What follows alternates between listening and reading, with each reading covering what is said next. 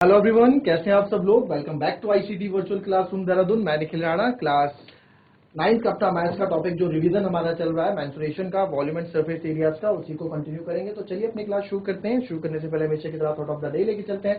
तो आज का थॉट ऑफ द डे है बच्चों, dream is not the thing which you see in sleep. Dream is not what you see in sleep, dream is the thing which doesn't like to sleep. जी हाँ, सपने वो नहीं जो आपको नींद में आते हैं, असल में सपने वो होते हैं जो आपको सोने नहीं देते। आपके जो गोल्स होते हैं, हमारे सपने क्या होते हैं, जो चीज हमारे पास नहीं होती वही तो हमारा सपना होता है ना। तो सपने वो होते हैं जो हमको सोने नहीं देते हैं, ठीक है। यानी कि आपका प्रॉपर गोल होता है कि यार नहीं, मुझे चीज अचीव करनी है, तो उसके लिए वो दैट्स द ड्रीम, उसको हम ड्रीम कहते हैं। तो उस ड्रीम को पूरा करने के लिए, फुलफिल करने के लिए यू हैव टू, आपको मेहनत भी करनी चाहिए, ठीक है। आपको अपना मैनेजमेंट भी करना चाहिए, प्रॉपर टाइम मैनेजमेंट, और उसको अपने जो आपका गोल है उसको भूलना नहीं चाहिए। टारगेट को बिल्कुल हमेशा अपने टारगेट को अपने सामने रखें कि नहीं, मुझे ये चीज अचीव करना है। तो चलिए अपनी क्लास शुरू करेंगे। क्वेश्चन लिखेंगे पहला, two cylindrical jars contain the same amount of milk if their diameters are in the ratio 3:4, find the ratio of their height। भाई दो cylindrical jars हैं, और cylindrical jars मतलब कोई cylindrical बर्तन है और उसके अंदर जो है सेम अमाउंट ऑफ क्या है, मिल्क है। तो if their diameters are in the ratio 3:4, find the ratio of their। थोड़ा लगाओ दिमाग, अब करो इस क्वेश्चन को, बहुत ही अच्छा क्वेश्चन। अब आते हैं, अब यार जब क्वेश्चन की इंफॉर्मेशन पे वर्क करते हैं हम, जो क्वेश्चन की इंफॉर्मेशन हमारे पास है, तो क्वेश्चन की इंफॉर्मेशन के अकॉर्डिंग आप वर्क करोगे। तो दो सिलेंड्रिकल जार्स है, contain the same amount of milk. अगर इनका मिल्क सेम है, अमाउंट ऑफ मिल्क सेम है, तो इनका वॉल्यूम भी सेम होगा। तो volume, it means volume of first cylinder is equal to volume of second cylinder. Agree करते हैं इस बात पे। If their diameters are in the ratio 3:4, ठीक है, ratio of their diameter, ratio of their diameter, ठीक है, हमने दिया D1 और D2 है ना। D1 D2 आपको दे रखा 3:4। तो मैंने आपको बताया जब कभी भी आपके पास रेशियो आए तो उसको एक कॉमन वेरिएबल में हमें बदल देना होता है। हमेशा मैंने आपको एक चीज बताई है। तो आप इसको लिख सकते हो, लेट द D1 बी, इसको D1 एंड D2 कर देते हैं ना। Let the D1 be 3x and let the D2 be 4x। अगर D1 3x है तो आपका रेडियस R1 हो जाएगा 3x/2, और यहाँ पे R2 हो जाएगा 4x/2। 2 से 2 कट गया, इट मीन्स 2x। तो ये हमारे रेडियस भी यहाँ पे हमें मिल गए। अब बोला है कि इनकी हाइट का रेशियो क्या होगा, हाइट का रेशियो बताना है हमें। तो हाइट का रेशियो बच्चों आपको पता है कि इनका वॉल्यूम दोनों का इक्वल है। तो वॉल्यूम होता है वॉल्यूम ऑफ फर्स्ट सिलेंडर, ये फर्स्ट पहली इक्वेशन मान लो, छोड़ो, because V1 equals to V2 है ना। वॉल्यूम ऑफ फर्स्ट सिलेंडर, इसको हमने V1 मान लिया, और वॉल्यूम ऑफ सेकेंडरी से V2 मान लिया, दोनों इक्वल है। तो वॉल्यूम ऑफ सिलेंडर होता है pi r square h equals to pi r square h है ना। R2 R1 H1 H2, यानी कि रेडियस 1 पहले सिलेंडर का रेडियस, और यहाँ R2 दूसरे सिलेंडर का रेडियस, ये चीजें हैं, ठीक है। तो अब ये दोनों इक्वल है, तो यहाँ से आप देख सकते हैं पाई से तो पाई कैंसिल हो गया। अब हमें वैल्यूज रख देते हैं। R1 कितना है 3x/2, तो 3x/2 का होल स्क्वायर, H1 इसका हमें निकालना है, R2 इज 2x का होल स्क्वायर, और H2 है ना। ये देखो R2 2x, तो इसको सॉल्व करेंगे आप, तो 3 3 9x स्क्वायर अपॉन 4, और H1 equals to 4x square H2। अब हमें क्या चाहिए, हमें रेशियो ऑफ देयर हाइट्स चाहिए, यानी कि हमें H1 और H2 चाहिए। इट मींस हमें H1 अपॉन H2 चाहिए है ना। तो H1 अपॉन H2 को इधर ले आओ, तो H1 अपॉन H2, और इधर हो जाएगा 4x स्क्वायर है, ये इधर आ जाएगा 9x स्क्वायर अपॉन 4, और ये 4 आपको पता है सबसे ऊपर जाएगा, तो इसको मैं इंटू 4 ऊपर लिख देता हूं, ठीक है। अब इसमें आप सिंपल, आप इसमें जो कट हो रहा है कट कर दो, जो नहीं हो रहा मत करो। तो यहाँ देखो, यहाँ पे मुझे दिख रहा है कि एक्स स्क्वायर से एक्स स्क्वायर मैं कट कर सकता हूँ, और यहाँ पे जो रेशियो भाग निकल के आया वो आया है H1 16/9, बस। तो therefore H1 upon H2 ratio है वो है 16:9। तो 16:9 इज अवर आंसर। बहुत अच्छा क्वेश्चन था, थोड़ा लॉजिकल कॉन्सेप्चुअल क्वेश्चन था। इसको कॉपी करें, नहीं समझ में आया तो आप पूछ सकते हैं, okay.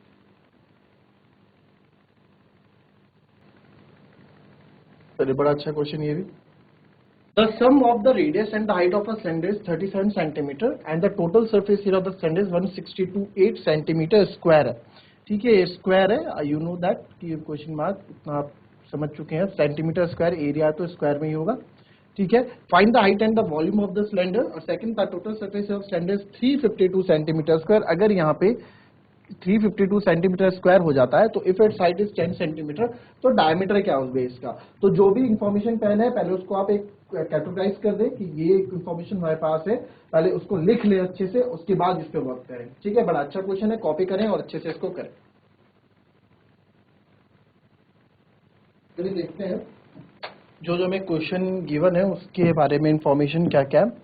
The sum of the radius and the height of a cylinder is 30 centimetre. ठीक है, तो आप लिखोगे लेट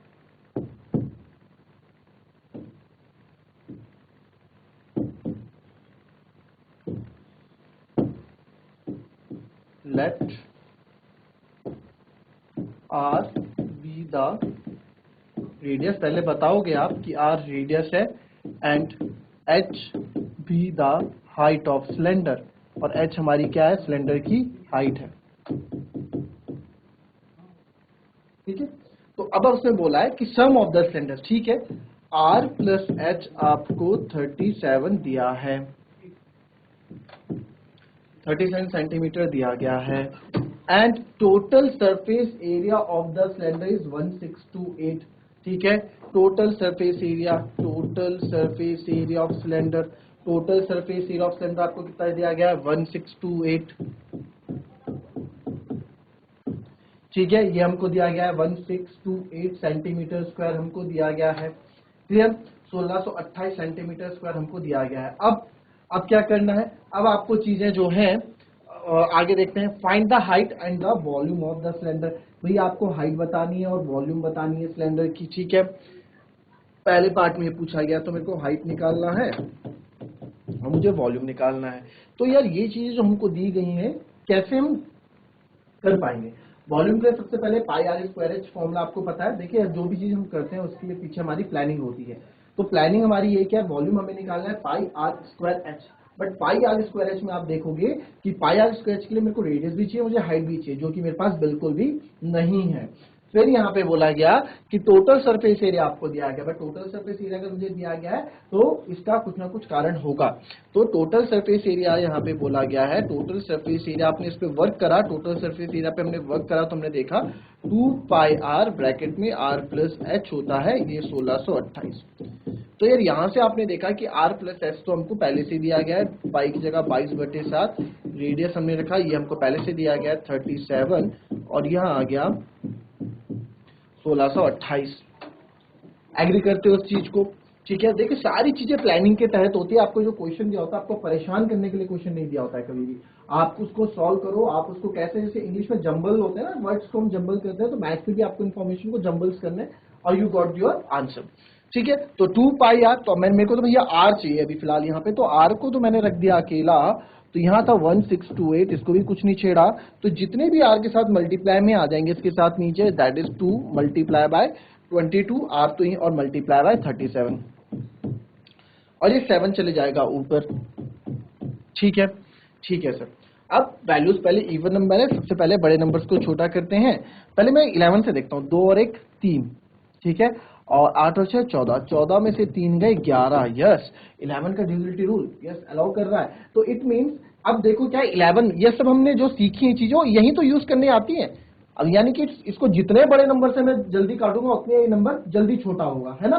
तो मैंने देखा, अब नहीं तो 2 से काटते रहो, कर दो जी कॉपी भर दो, 11 2 जा 22, 11 1 जा 11, ठीक है 5, फिर 11 4 जा 44, फिर 11 8 जा 88, ठीक है, ये हो गया 11 जा 11, ये बता 5, फिर 11 4 जा 44, इस तरह से हमने करा है इसको, ठीक है, डिवाइड ही क्या है सिंपल, तो 148 आ गया। अब फिर इसको कट कर दो, 2 7 जा 14 और 2 4 जा 8, ठीक है, फिर हमने इसको करा सर 2 3 जा 6 और 2 7 जा 14, वेरी गुड, और 37 से 37 यहाँ कट दिया, बचा क्या मेरे पास, केवल 7 बचा। तो यहां से मेरे को पता लग गया कि रेडियस तो आ गया भाई 7 सेंटीमीटर,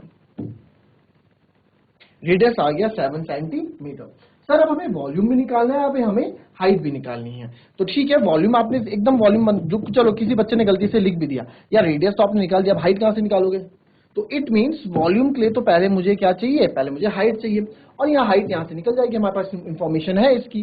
तो बिकॉज हमें पता है आपके पास सब चीजों का, इसलिए बोलते हैं हमें गिवन, ताकि क्वेश्चन बार बार ना पढ़ना पड़े, यही गिवन में सब चीजें लिख दो जो जो हमें। r प्लस एच हमको दे रखा है 37, जिसमें से r मेरा आ गया 7, तो हाइट यहाँ से इजीली निकल जाएगी और हाइट आ जाएगी आपके यहाँ से 37 माइनस 7, तो हाइट बराबर आ गया यहाँ से 30 सेंटीमीटर। कोई दिक्कत इतने में लगती नहीं मुझे, कोई दिक्कत होगी, h बराबर 30 सेंटीमीटर। तो यहां से अब वॉल्यूम निकालना बहुत इजी हो गया है, पाई आर स्क्वायर एच। तो volume is 22/7, radius is 7 multiply by 7, क्योंकि रेडियस 7 आया था, एंड हाइट अभी अभी हमने 30 निकाल के देखी।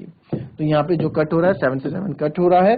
अब इसमें मैं कैसे कैलकुलेट करूंगा, बड़े नंबर्स हैं कोई बात नहीं है, मैं इसको 7 3 21 कर दूंगा, 22 मल्टीप्लाई बाय 210, इट मीन्स 21 ही एक तरह से देखा जाए। और या फिर आप क्या कर दो, 22 into 3 66 कर दो, फिर उसको 7 से मल्टीप्लाई कर दो, है ना, अपने अकॉर्डिंग जो टेबल आपको आती है। क्या मैं बोल रहा हूँ, मैं बोल रहा हूँ कि 22 3 आपने मन में एकदम कर दिया सर 660 कितना हो जाएगा, और यहाँ 7, तो बस सब कर दो, 7 0 जा 0, 7 6 जा 42, 4 कैरी, 7 6 जा 42, 42 462, तो 4620 centimetre cube is our answer.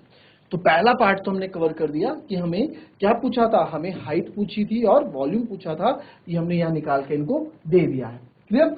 अब नेक्स्ट हमसे बोला गया है कि आपको total surface area of cylinder अगर 352 सेंटीमीटर स्क्वायर दिया गया है और हाइट 10 सेंटीमीटर दी गई है, तो आप उस बेस के उस आधार का आप व्यास बताओ, यानी कि डायमीटर बताओ। तो बहुत ही इजी पार्ट है सेकंड वाला, इसको आप करो, पहले इसको कॉपी करो और सेकंड पार्ट को आप कोशिश करो कि आप लोग खुद कर पाए। चलिए सेकंड क्वेश्चन देख लेते हैं,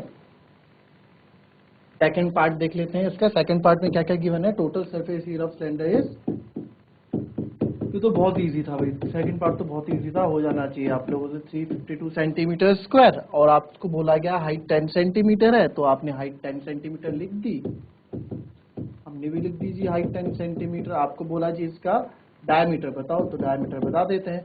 टोटल सरफेस एरिया होता है 2 पाई आर ब्रैकेट में h प्लस आर और इक्वल्स टू 352 दे रखा। अब डायमीटर कैसे बताएं भाई, डायमीटर बताने के लिए हमें पहले रेडियस पता होना चाहिए, तभी तो हम डायमीटर बता सकते हैं। तो 2 into 22/7 रेडियस आपको चाहिए, and h plus R is 10 plus R. Again a very important topic, calculative part, है ना। अब काफी बच्चे क्या कर देंगे, इसको अंदर मल्टीप्लाई कर देंगे और इसको थोड़ा 10r प्लस आर स्क्वायर कर देंगे, बट मैं क्या चाहता हूं, सारा क्योंकि ये मल्टीप्लाई में है तो r को पहले फिलहाल मैं इधर रहने देता हूं और 10 प्लस r को भी फिलहाल मैं इधर रहने देता हूं। इधर 352 है ही, ये सब इधर इनके साथ आ जाएंगे, 2 मल्टीप्लाई बाय 22 और ये 7 आ गया ऊपर। कोई दिक्कत नहीं, पहले इतना ही सॉल्व कर देते हैं फिर आगे देखेंगे। तो अगेन मैंने देखा 3 और 2 5 और 5 माइनस 5 0, तो यानी 11 से हो रहा है, 11 2 22, 11 3 33, 11 2 22, ठीक है, ठीक है, 11 3 33, तो 2 बचेगा, 2 22, फिर ये 2 से हमने कट किया इसको, अभी 2 फिर से कट हो जाएगा, 2 16 32 और 2 8 16, ठीक है। तो यहाँ पे जो चीजें बाहर आई हैं वो आई हैं r 10 प्लस आर बराबर 8 7 56। तो हमने इसको किया r into 10 is 10r plus R square equals to 56। अब कैसे करें इसको, अब बहुत ही इजी इसको हम कर सकते हैं फैक्टराइजेशन से, मिडल टर्म स्प्लिट से, आर स्क्वायर प्लस 10r, इसको मैं इधर ले आऊंगा, माइनस का 56 इक्वल्स टू 0, ठीक है। फैक्टर्स निकालते हैं, हमें ऐसा कोई नंबर चाहिए जो मल्टीप्लाई करके तो मेरे को 56 दे दे और प्लस या माइनस करके मेरे को 10 दे दे, है ना। और ज्यादा जो चांसेस रहती है 56 है, ठीक है। तो ये जो माइनस लास्ट में हमें दिख रहा है, इसी से ही हमें आंसर मिल जाएगा, मतलब जो दो फैक्टर्स मुझे मिलेंगे ना वो मुझे माइनस करके मिलने वाले, ये इसका मतलब ये रहता है ना। तो चलिए 56 वैसे तो मैं मन में ही कर दूंगा, बट आप लोगों को समझाने के लिए कैसे फैक्टर्स ढूंढे जाते हैं मैं बता देता हूं। तो 56 के ऐसे फैक्टर्स हमें निकालने हैं जिनको प्लस या माइनस करने पे 10 मेरे को मिल जाए, 10 नॉट 10 प्लस 10 मिलना चाहिए, ठीक है। तो 2 से 28 टाइम्स, फिर 2 से 14 टाइम्स, ठीक है। तो ऐसे करा जाता है। अब पेयर्स बना के मैं इसमें देखता हूँ अगर कुछ मिलता है। अगर 2 एक साथ ले लूँ, 2 2 जा 4 2 जा 8 और 8 माइनस 7 क्या होता है 1। अरे मुझे तो 10 चाहिए। चलो आप प्लस भी कर लो, 8 प्लस 7 क्या होता है 15, बट नहीं सर हमें 10 चाहिए, तो इससे तो बात नहीं बनी है ना। अब मैं क्या करता हूँ, इन दो के पेयर अलग बनाता हूँ, इन दो के अलग बनता हूँ। 2 2 जा होता है 4, 7 2 जा होता है 14। अरे वाह, तो अगर मैं 14 में से 4 को माइनस करूँ तो मेरे को 10 मिलता है। देखो माइनस करने पे मिला ना, बोला था ना आपको, जो लास्ट में साइन रहता है ज्यादा चांसेस रहते हैं कि वो साइन का इन्वॉल्वमेंट रहता है। तो 14 और 4 मेरे को मिल गया और 10 भी मेरा आंसर आ गया। तो मेरे को जो दो फैक्टर्स मिले, देखो क्योंकि आप इन्हीं फैक्टर्स से बना रहे होते हैं तो मल्टीप्लाई करके चेक करने की जरूरत नहीं है, क्योंकि इन्हीं से ही आपने ये फैक्टर्स बनाए और इन्हीं को आप वापस मल्टीप्लाई करोगे तो आपको 56 भी मिलेगा। तो उस पर तो ज्यादा काम हमें करना नहीं पड़ता है, हमें इसी पे ही इतना। तो 14 और 4 मेरे को मिल गए यहाँ पे, है ना। मुझे उम्मीद है कि आप लोगों को मिडल टर्म स्प्लिट आता होगा। आर स्क्वायर प्लस इसको मैं लिख सकता हूँ 14 आर माइनस 4 आर, क्योंकि 14 4 56 और माइनस का 56 इक्वल्स टू 0। यहाँ पे कुछ कॉमन दिखा, यस सर आर कॉमन दिखा, तो अंदर बचेगा आर प्लस 14 और माइनस यहाँ क्या कॉमन दिखा, दोनों 4 की टेबल में आते हैं तो 4। अब जब भी मैंने आपको बताया, जब भी आप माइनस बाहर लेते हैं कॉमन, फैक्टराइजेशन में हमने पढ़ी है ये चीजें, तो माइनस क्या कर देता है, अंदर वाली चीजों को क्या कर देता है, साइन चेंज कर देता है। तो माइनस 4 आर ये हो जाएगा आर और माइनस क्या कर देगा प्लस, तो आर प्लस 14 इक्वल्स टू 0।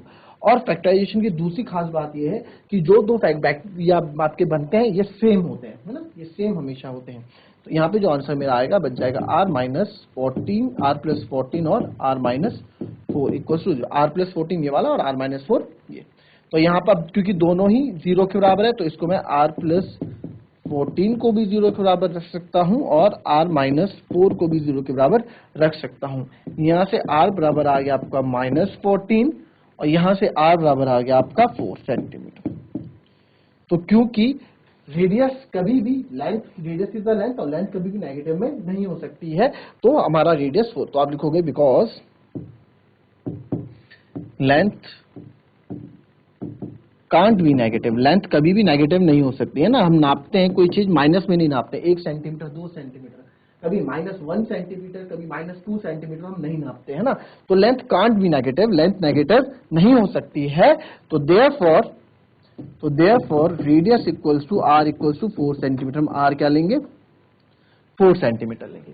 तो जब r 4 सेंटीमीटर आ गया है तो हमें क्या चाहिए, हमें तो डायमीटर चाहिए।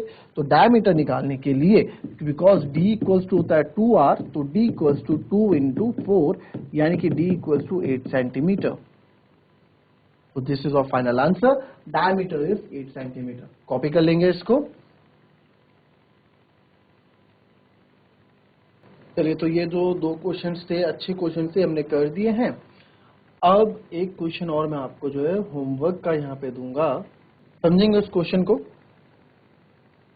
Joker cap, birthday cap, joker cap आप सबने देखी है ना, बर्थडे में जो कैप पहनते हैं, तो वही जोकर कैप, बर्थडे कैप जो भी is in the form of right circular cone, और सही में वो कोन के फॉर्म में वो कैप होती है, जिसका base radius 7 centimetre and height 24 centimetre.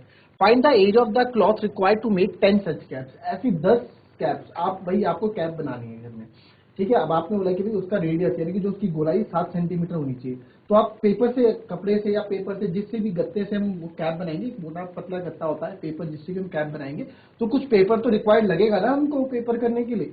तो वो पेपर उस, अब तो आपको कितना पेपर चाहिए होगा, तो उसके लिए आपको क्या पता होना चाहिए, पहले आपको उसका एरिया पता होना चाहिए, एरिया ऑफ कैप, कि आप कितनी उस कैप का एरिया क्या रखने वाले हैं, उस कैप का एरिया आप क्या रखने वाले हैं। तो ऐसा अगर आपको एरिया मिल गया तो फिर आप, जब आपको एक कैप का एरिया मिल गया तो आप ऐसी 10 कैप का भी एरिया निकाल सकते हैं, है ना।